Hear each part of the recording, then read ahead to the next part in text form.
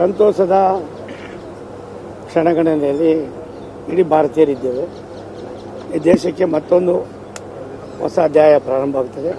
10 ವರ್ಷದ ಅವರ ಜನಪರ ಕಾರ್ಯಕ್ರಮಗಳು, ವಿಶ್ವದಲ್ಲಿ ಅವರ ಒಂದು ನಂಬಿಕೆ, ಅವ್ರ ಮೇಲಿರ್ತಕ್ಕಂಥ ಅಪಾರವಾದ ನಂಬಿಕೆ, ಇದು ಇನ್ನೂ ಕೂಡ ದ್ವಿಗುಣ ಆಗ್ತಕ್ಕಂಥದ್ದಕ್ಕೆ ಮೋದಿಯವರ ಅನುಭವದ ಜೊತೆಯಲ್ಲಿ ಅವರ ಹಾರ್ಡ್ ವರ್ಕು ದೇಶಕ್ಕೆ ಸಾಮಾನ್ಯರಿಗೂ ಕೂಡ ತಲುಪ್ತಕ್ಕಂಥದ್ದಕ್ಕೆ ಈ 5 ವರ್ಷ 10 ವರ್ಷಗಳಲ್ಲಿ ಯಾವುದಕ್ಕೆ ಕೆಲವು ಸಂದರ್ಭದಲ್ಲಿ ಕೆಲವು ಆದ್ಯತೆಗಳು ಸಿಕ್ಕಿಲ್ವೋ ಅಂತ ಎಲ್ಲದಕ್ಕೂ ಕೂಡ ಆದ್ಯತೆಯನ್ನು ಕೊಡೋದ್ರ ಮುಖೇನ ಈ ದೇಶವನ್ನು ಬಡತನ ರೇಖೆಗಿಂತ ಮೇಲ್ಪಂಕ್ತಿಗೆ ತರ್ತಕ್ಕಂಥದ್ದಕ್ಕೆ ಈಗಾಗಲೇ 25 ಕೋಟಿ ಜನ ಏನಾಗಿದ್ದಾರೆ, ಅದು ಇನ್ನೂ ಕೂಡ ಜಾಸ್ತಿ ಆಗ್ತಕ್ಕಂಥದ್ದಕ್ಕೆ ಚಾಲನೆಯನ್ನು ಕೊಡ್ತಾರೆ. ಸರ್, ನಿಮಗೇನಾದ್ರು ಕರೆ ಬಂದಿದೆಯಾ ಸಚಿವ ಸ್ಥಾನ? ನಮಗೇನು ಆ ಥರ ಕರೆ ಬಂದಿಲ್ಲ.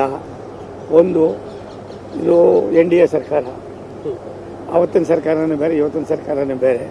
ಎಲ್ಲವನ್ನು ಅರ್ಥ ಮಾಡಿಕೊಂಡು ನಮ್ಮ ಕರ್ತವ್ಯ ಏನಿದೆ, ನಾವು ಬಂದಿರೋ ಜವಾಬ್ದಾರಿ ಏನು, ಅದನ್ನು ನಿರ್ವಹಣೆ ಮಾಡೋದಕ್ಕೆ ನಾವು ಹೆಚ್ಚಿನ ಮೈತ್ರಿ ಪಕ್ಷದ ನಾಯಕ ಕುಮಾರಸ್ವಾಮಿ ಅವರಿಗೆ ಸಚಿವ ಸ್ಥಾನ ಸಿಗ್ತಾ ಇದೆ ಅನ್ನುವಂತ ಮಾಹಿತಿ ಸಿಗ್ತಾ ಇದೆ. ಸಂತೋಷ. ಕುಮಾರಸ್ವಾಮಿ ಅವರಿಂದ ರಾಜ್ಯಕ್ಕೆ, ರಾಷ್ಟ್ರಕ್ಕೆ ಇನ್ನೂ ಒಳ್ಳೆಯದಾಗಲಿ.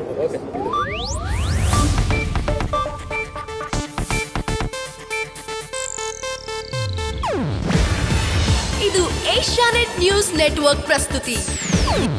ನೀವು ನೋಡ್ತಿದ್ದೀರಾ ಏಷ್ಯಾನೆಟ್ ಸುವರ್ಣ ನ್ಯೂಸ್.